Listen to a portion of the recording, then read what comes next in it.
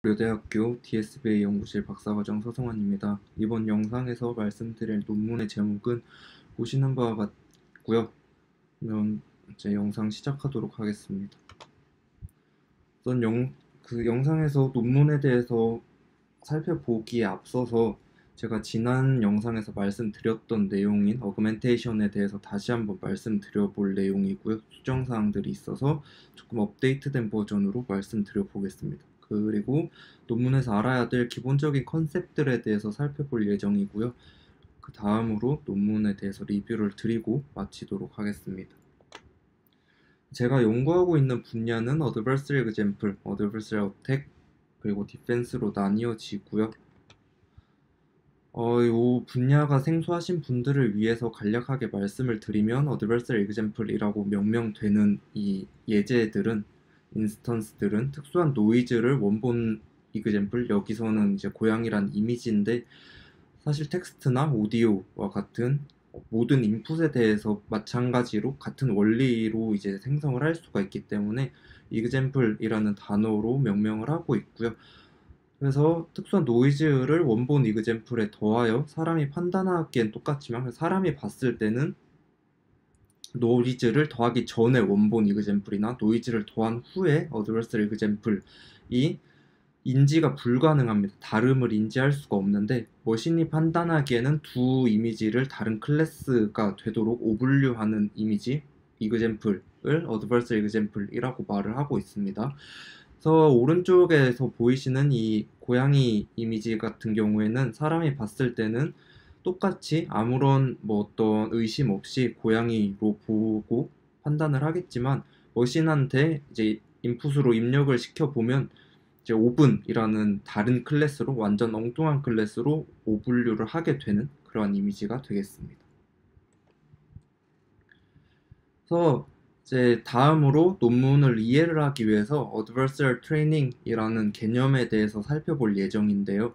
Adversarial Training이 저희가 일반적으로 하는 Normal Training과 어떤 점이 다른지를 살펴보기 위해서 Normal Training에 대해서 먼저 간략하게 살펴보겠습니다. Normal Training은 인풋 이미지를 네트워크에 넣게 되고, 네트워크가 어떤 마지막에 이제 클래스 개수만큼의 노드를 가지고 예측을 하게 되죠. 클래스를 예측을 하게 되면 나온 로짓을 소프트맥스를 태워서 컨피던스를 구하게 됩니다. 그래서 나온 컨피던스를 이제 저희가 원합 벡터 혹은 소프트 레이블에서는 어떤 분포를 가진 벡터와 비교를 해서 로스를 구하게 되고요. 그 로스를 통해서 다시 네트워크를 업데이트하는 백프로파게이션을 거쳐서 들어오는 인풋 이미지들에 대한 분류 정확도가 높은 이 네트워크를 가지게 되죠. 근데 이에 반해서 Adversarial Training이라는 것은 이제 Normal Example 뿐만 아니라 Adversarial Example도 잘 맞출 수 있도록 그러한 식으로 이제 학습을 진행을 하는 네트워크 학습 방법이 Adversarial Training입니다. 그래서 저희가 일반적으로 앞서 보셨던 장표에서와 같이 이러한 보통의 인풋들, 비나인 인풋 혹은 노멀 example들을 네트워크에 넣고 학습을 시키고요. 학습을 시키게 되면 그레디언트가 나오게 되겠죠. 그럼 해당하는 그레디언트를 역전파를 해서 우리는 러닝 레이트를 곱해서 이 네트워크의 파라미터들을 업데이트를 하게 될 텐데, 그 그레디언트가 있으면 저희가 일반적으로 그레디언트 베이스드 어드버서리얼 어택을 진행을 할 수가 있습니다. 해당 이그젬플에 대해서. 그러면 그런 식으로 이제 방어를 하는 입장에서, 다시 말씀드려서 이 클래시파이어를 만드는 사람 입장에서 내가 어떤 클래시파이어를 만들면서 어드버서리 이그젬플의 로버스트한 어떤 네트워크를 만들 수가 있겠죠. 그 흘러나오는 그레디언트를 이용을 해서 내가 화이트 해커처럼 이제 내부적으로 공격자가 할 만한 공격 기법들을 사용을 해서 이제 여기가 adversarial example이 되는데,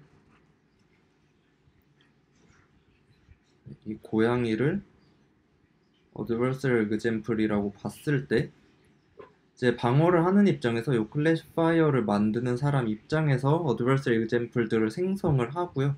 이 생성된 어드버스 example을 다시 네트워크에 넣게 되면 노멀 example 뿐만 아니라 어드버스 example도 잘 맞추는 정분류를 잘 하는 이 네트워크가 생성되지 않을까라는 기대를 가지고 이제 진행을 하는 게 어드버설 트레이닝이 되겠습니다. 그래서 간략하게 다시 요약을 해드리면 어드버설 트레이닝은 노멀 트레이닝에서 하는 것과 같이 원본 인풋도 받고요. 원본 인풋과 네트워크가 이제 상호작용을 해서 흘러나오는 그레디언트를 통해 만든 어드버스 example도 인풋으로 받아서 노멀 example과 어드버설 example을 모두 잘 맞추는 네트워크를 생성을 하는 게 최종적인 목표가 되겠습니다. 네, 그래서 여기까지 간략하게 말씀을 드리고요. 제가 지난 영상에서 어떤 말씀을 드렸었냐면 어드버설 트레이닝과 어그멘테이션에 대해서 많은 분들이 혼동이 있는 것 같다. 그런데 둘은 다르다라고 말씀을 드렸었습니다. 근데 그 기억이 혹시 지난번 영상을 보시고 오신 분들은 그 지난번 영상을 기억해 주시면 될 것 같고요.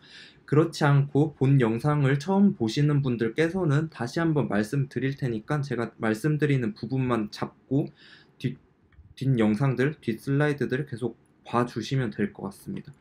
그래서 이 지표가 어떻게 나온 거냐면 우선 여기 보시는 어그멘테이션이라고 보이시는 부분이 여기 가운데 왼쪽 4개입니다. 이렇게 4개가 되고요.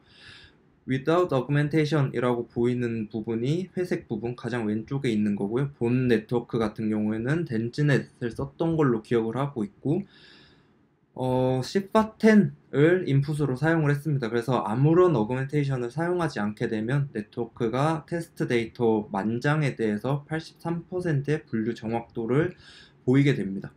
그 랜덤 크롭 같은 경우에는 이제 50%의 확률이고요. 뭐 밑에도 다 확률 자체는 같습니다. 그래서 랜덤 크롭은 패딩을 2를 붙이고 원본 이미지가 32by 32인데 그러니까 전체가 34by 34로 만들어 둔 후에 랜덤 크롭을 뭐 아무 곳이나 32by 32로 만들어서 이제 어그멘테이션을 진행을 하게 되면 굉장히 높아지죠. 90.55%의 분류 정확도를 테스트 셋에서 보이게 됩니다. 그래서 만장 넣으면 9,000장 이상을 맞추는 형태가 되겠고요. 호리젠탈 플립 같은 경우에는 이제 좌우 반전이 되죠. 좌우 반전을 시키게 되면 89.55%, 로테이션을 시키게 되면 87.8%, 얘는 50%의 확률로 15도, 15도를 이렇게 로테이션을 좌우로 랜덤하게 진행을 하게 됩니다. 오른쪽에 나타난 3개의 그래프 같은 경우에는 어드버설 트레이닝이 되는데요. 어드버설 트레이닝이 되고 가장 왼쪽, 요 오른쪽 중에 가장 왼쪽 같은 경우에 83.65%의 성능을 보이는 경우에는 처음부터 어드버설 example을 만들어 가면서 첫 배치의 첫 번째 이터레이션의 첫 배치의 첫 번째 이미지부터 어드버설 example을 생성을 하면서 모델을 학습시키게 되면 0.65%의 분류 정확도 향상이 있었고요. 어느 정도 학습이 수렴됐다, 그러니까 얼리 스탑을 시킬 정도가 됐을 때부터 컨버지를 했을 때부터 어드버설 example을 만들어 가면서 모델을 학습을 시키게 되면 84.8%, 그러니까 분류기를 완전히 학습을 시키고 200의 폭으로 기억을 하는데 200의 폭을 학습을 시킨 다음에 뒷단의 FC 레이어만 50의 폭을 더 학습을 시킨 경우에는 84.3%의 분류 정확도를 보였습니다. 그래서 제가 이 지표를 보여드리면서 지난 영상에서 어그멘테이션과 어드버설 트레이닝에 대한 차이를 말씀을 드렸고 둘은 다르다라고 말씀을 드렸었습니다. 그래서 이런 식으로 말씀을 드렸었는데 이 이후에 여러 가지 논문들을 읽어보면서 정말 이럴까라는 의문을 품게 되었고요. 네, 그에 대한 해답을 스스로 내리기로는 두 개가 비슷하다, 두 개를 같은 개념으로 볼 수도 있다라는 정도로 저는 이제 저의 생각을 업데이트를 하였습니다. 그 이유에 대해서 말씀을 드릴 텐데 지금부터는 굉장히 당연한 말씀들을 드리고 제가 어떻게 그런 결론에 다다랐는지를 말씀을 드리도록 하겠습니다. 먼저 어그멘테이션을 보시면 제가 지난 영상에서 말씀드린 어그멘테이션은 다음과 같습니다. 트레이닝셋에서는 이러한 비행기 이미지만 있을 때 만약에 테스트셋에서 이렇게 기울어져 있는 뭐 이렇게 각도가 달라지는 데이터가 있거나 좌우가 바뀐 데이터가 있을 때 트레이닝 셋에 있는 피처만 가지고는 테스트 셋에 있는 피처를 같은 오브젝트라 하더라도 알아내기가 힘들다, 맞춰내기가 힘들다 라고 말씀을 드렸었고, 그래서 어그멘테이션을 리얼월드 데이터 혹은 테스트 셋 데이터 셋에 나올 법한 이미지를 트레이닝 셋으로부터 만들어내는 과정을 어그멘테이션 라고 정의를 내렸었습니다. 지난 시간에. 그래서 어떤 의미냐면 트레이닝 셋에 요 이미지 한 장이 있는데 랜덤 로테이션 대충 15도 정도를 랜덤하게 주게 되면 다음과 같은 이미지가 나오게 되겠죠. 호리젠탈 플립을 뭐 50%의 확률로 주게 되면 이러한 테스트 셋에 있는 이미지도 대충 비슷한 이미지를 만들어낼 수 있게 됩니다. 그래서 비행기가 만약에 좌우 플립도 되고 뭐 로테이션도 된 이러한 식으로 비행기 방향이 되어 있는 이미지가 있다고 하더라도 저희는 뭐 호리젠탈 플립도 쓰고 로테이션도 쓰고 뭐 랜덤 크롭도 쓸 거기 때문에 모든 게 50%의 확률로 들어가게 된다면 언젠가는 뭐 반대로 된 거 혹은 비행기가 약간 잘린 이러한 이미지도 잘 맞출 수 있지 않을까. 그래서 이러한 식으로 테스트셋에 있을 법한 이미지를 잘 만들어내는 게 어그멘테이션이 아닌가라고 말씀을 드렸었습니다. 그리고 이러한 관점에서 어그멘테이션과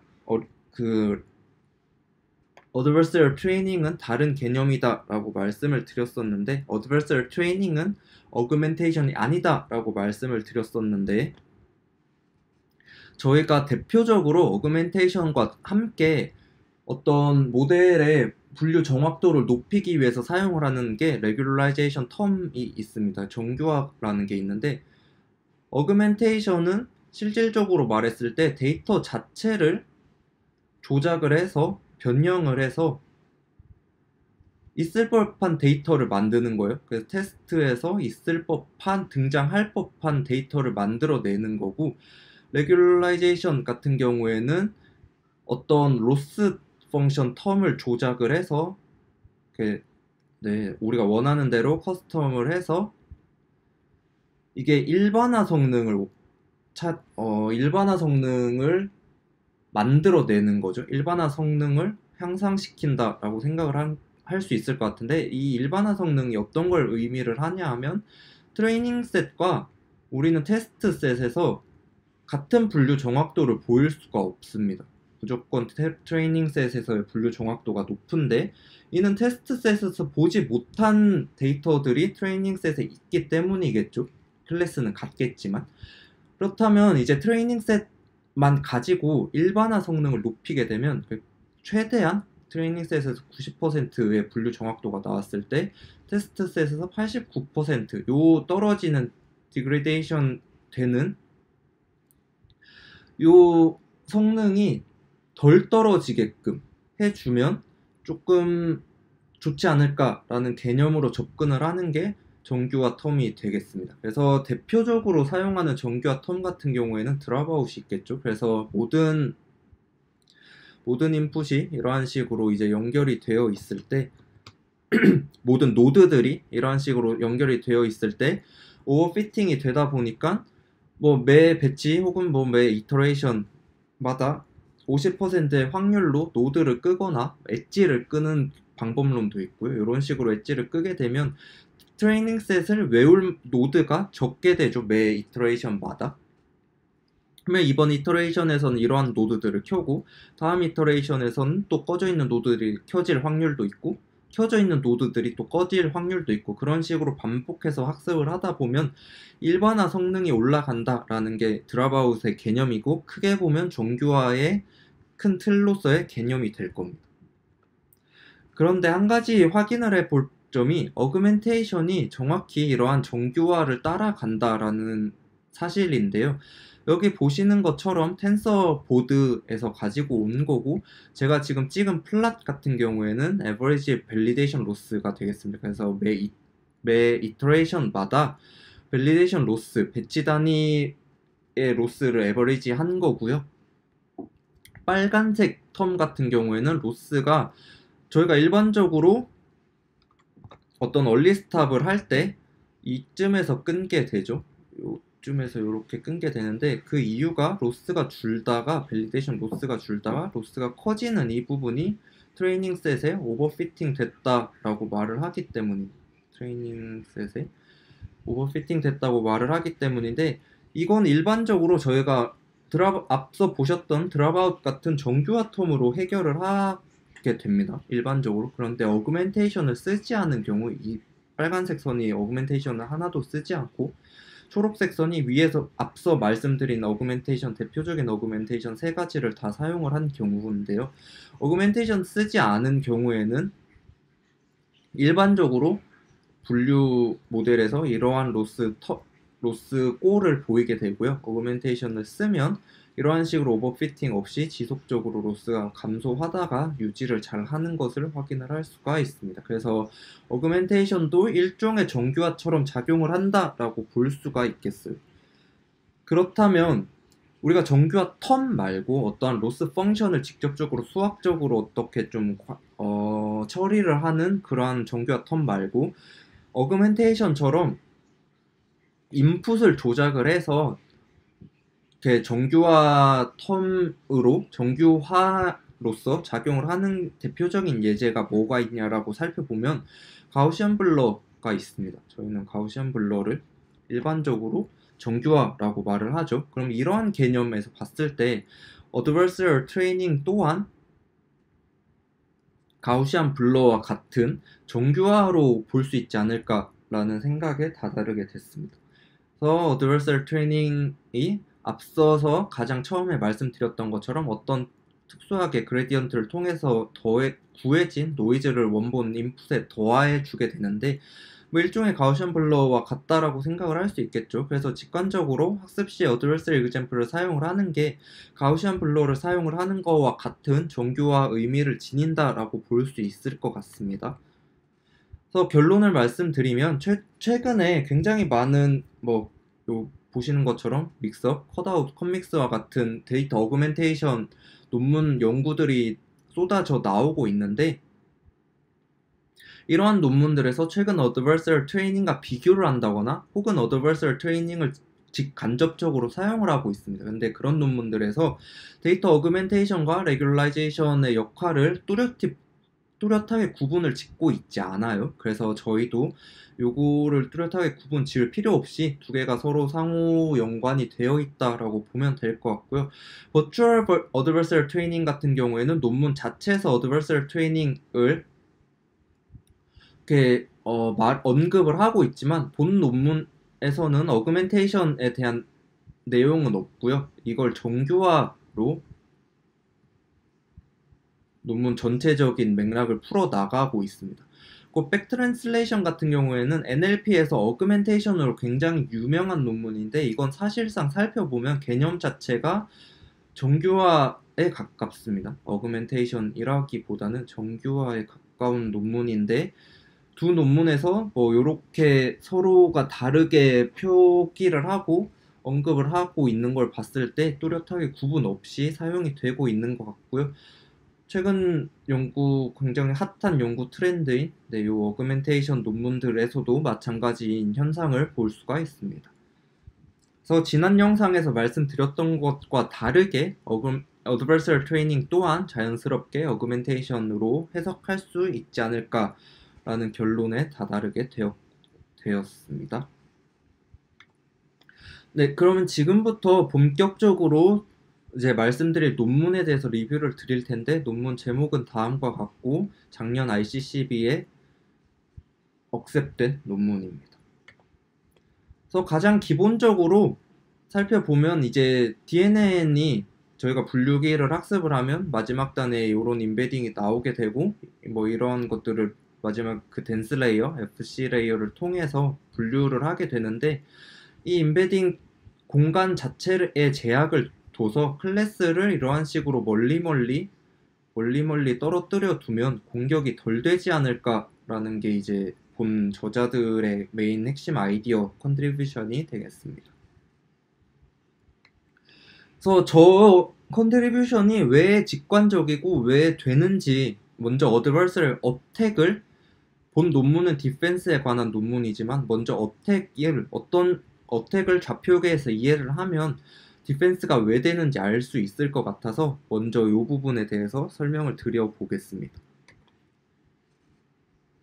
이러한 식으로 현재 고양이 클래스 같은 경우에는 좌상단에, 강아지 클래스 같은 경우에는 우하단에 좌표계에 나와 있다고 한다면 분류기는 다음과 같은 분류 경계면을 찾을 수 있을 겁니다. 그러면 이러한 분류 경계면이 있을 때 공격자가 그 타겟 클래시파이어의 그레디언트를 통해서 하고자 하는 것은 어떠한 이미지, 어떠한 이그젬플의 특수한 노이즈 혹은 펄터베이션이라고 부르는데, 노이즈를 더해줘서 요렇게 더해지게 되면 이 이미지가 어드버서리얼 이그젬플이 되겠죠. 이 어드버서리 이그젬플을 정확히 분류 경계면을 넘기도록, 최소한의 노력으로 분류 경계면을 넘기도록 하는 게 어드버서리 어택이고, 좌표계에서 이해를 해보면 다음과 같이 표현할 수 있을 겁니다. 요 원래 있던 이미지에 노이즈를 더한 어드버서리 이그젬플을 가장 적은 노력을 해서 분류 경계면을 잘 넘겨야, 어쨌거나 분류 경계면을 넘겨야 그 클래시파이어가 오분류를 하겠죠. 그렇기 때문에 오분류를 하게끔 요 펄터베이션 혹은 노이즈를 잘 찾는 것이 공격자들의 목표가 되겠고, 네. 이러한 상황에서 이제 본 논문의 접근은 아까 말씀드렸던 것처럼 이러한 식으로 강아지나 고양이 사진들이 있을 때 사실상 DNN은 워드 임베딩과 다르게, 이미지 클래시파이어는 워드 임베딩과는 다르게 떨어뜨리는 임베딩 공간 자체를 고려하지는 않습니다. 그래서 사실상 뭐 어떻게 CNN 웨이트 같은 경우에는 컨볼루션 레이어가 이 웨이트 값을 잘 찾아서 뭐 고양이의 특징을 잘 찾고 강아지의 특징을 잘 찾는 요 피처를 잘 추출하는 컨볼루션 웨이트를 잘 업데이트하는 게 목표가 되죠. 그래서 최종적으로 나온 요 레이턴트 스페이스에서 각 이그젬플이 가지는 위치에 대한 고려는 크게 하고 있지 않다고 볼 수 있을 것 같아요. 그래서 이런 식으로 대충 떨어뜨려 두면 분류기가 이런 식으로 잘 찾아가기를 원하는 거죠. 마지막에 댄스 레이어들이. 그때 CNN이 추출하는 피처 맵을 잘 떨어뜨려서 어드버서리 어택을 막아보자 라는 개념입니다. 어드버서리 어택이 아까 말씀드렸던 것처럼 결국 이러한 이미지를 분류 경계면 너머로 보내야만 하기 때문에 안 넘어가게끔 펄터베이션을 더해도, 노이즈를 더해도 이 이미지가 분류 경계면을 못 넘어가게끔 하면 방어가 되지 않을까라는 굉장히 직관적인 아이디어에서 시작한다라고 생각해 주시면 될 것 같습니다. 그래서 그걸 어떻게 할 건지 살펴보시면 우선 가장 대표적으로 레즈넷 101을 클래시파이어로 사용했다라고 논문에는 나와 있고요. 그러면 굉장히 긴 레즈넷이 있을 때 이걸 뭐 이렇게 저자들이 대충 몇 번 끊어서 뒤쪽에 있는 레이어들을 건드리는 게 성능이 좋더라라고 나와 있고요. 그래서 컨볼루션 연산을 거치게 되면 피처 맵이 나오는데 이 피처 맵 같은 경우에는 저희가 일반적으로 가장 마지막에 이렇게 나오면 이걸 플래튼도 하긴 하지만 최근은 GAP로 이렇게 벡터화를 만들죠. 채널별로. 그러한 식으로 GAP를 사용을 해서 글로벌 에버리지 풀링을 사용을 해서 피처 맵은 벡터로 만들고요. 요렇게 피처 맵은 벡터로 만들고, 가장 마지막에 클래시파이어 댄스넷의 아웃풋 같은 경우에는 벡터기 때문에 그냥 그대로 가지고 와서 사용을 한다라고 합니다. 그래서 요렇게 있는 벡터들을 좌표 공간 상에서 이제 이렇게 표현을 할 수가 있을 텐데, 굉장히 고차원이겠죠. 요 점들을 조작을 해서 거리 기반으로 뭐 넓히고 좁히는 과정을 거쳐서 방어를 한번 해보겠다라는 게 저자들의 생각입니다. 그걸 어떤 식으로 하는지 한번 살펴보시면 우선 굉장히 간단합니다. 그래서 수식 같은 경우에도 저희가 기존에 사용하던 크로스 엔트로피 로스가 있고요. 각 점으로 클래스의 중심으로 각 인스턴스를 모여주는 로스가 하나 있고, 각 클래스별 중심을 서로 떨어뜨리는 로스가 하나가 있습니다. 그래서 최종적으로 이렇게 굉장히 단순하게 세 가지의 로스를 더해서 사용을 하게 되고, 이 두 부분을 보면 저희가 그 클러스터링에서 하는 것 같죠. 인터클래스와 인트라클래스를 그 넓히고 좁히는 그 개념과 정확히 동일하다라고 생각을 해주시면 됩니다. 그래서 우선 이런 식으로 클래스가 있을 때 클래스가 몇 개인지는 알고 있다라고 가정을 합니다. 그래서 여기서는 강아지와 고양이 두 개의 바이너리 클래시피케이션이기 때문에 두 클래스에 대한 이 중심 값을 랜덤리 이니셜라이제이션을 하고요. 그러면 업데이트되는 업데이터블 파라미터가 되겠죠. 두 번째 스텝에서는 이제 1에서 선언한 중심으로 해당 클래스에 포함된 이미지를 최대한 붙인다라고 되어 있습니다. 이런 식으로 고양이 중심에는 고양이 이미지들을 붙이게 되고, 강아지 중심으로는 강아지 이미지들을 붙여주게 됩니다. 또 마지막으로는 중심들끼리의 거리가 최대화되도록 학습을 진행을 하고, 저자들은 엔드-투-엔드다라고 말을 하고 있는데, 실질적으로 저자들이 제공을 한 수도 코드를 살펴보시면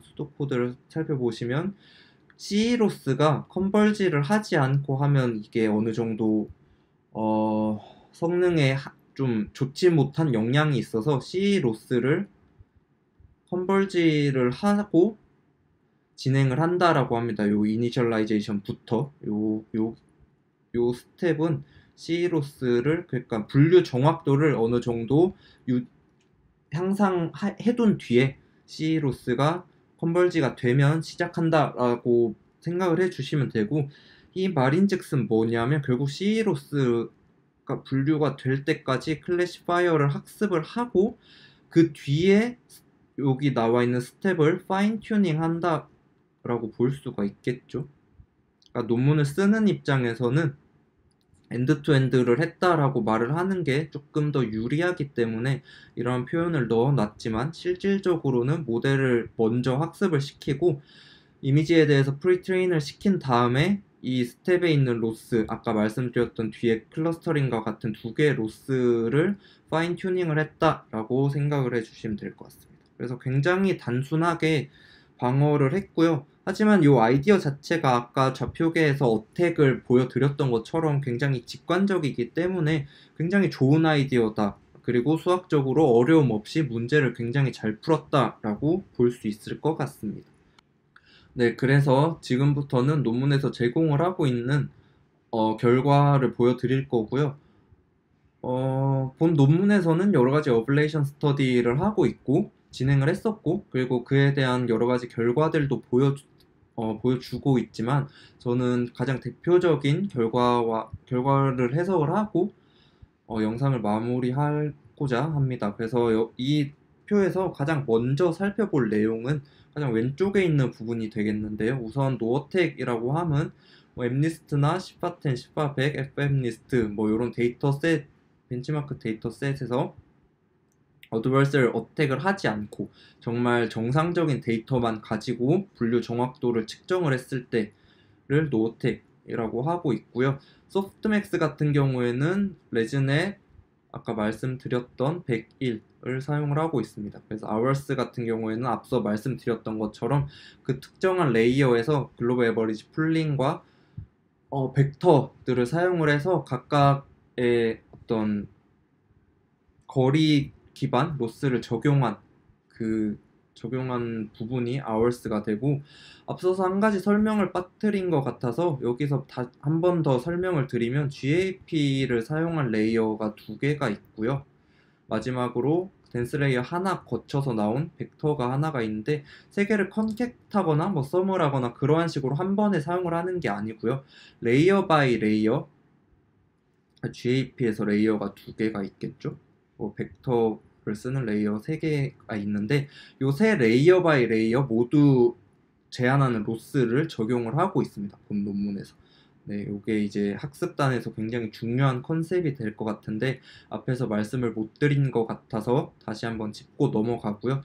밑에 두 개 같은 경우에는 FGSM이라는 방법과 PGD라는 방법을 통해서 Adversarial Training을 진행한 겁니다. 그래서 본인들이 제안하는 어떤 방법론, 요 모델에 FGSM으로 생성한 Adversarial Example을 함께 넣어서 학습을 한 것, 그리고 PGD라는 방법을 통해서 생성한 Adversarial Example을 함께 제 모델의 인풋으로 사용을 한 분류 정확도가 되겠고요. FGSM 같은 경우에는 가장 처음으로 본 연구 방향을, 연구 분야를 제안한 이안 굿펠로우가 쓴 논문에서 제안된 공격 방법이라는 대표성이 있고, PGD 같은 경우에는 CNW와 마찬가지로 굉장히 방어하기 어려운 공격 방법이라고 알려져 있습니다. 그래서 이렇게 두 가지 대표성을 각각 띠고 있는 방법을 사용을 해서 Adversarial Training을 진행을 한 것 같고요.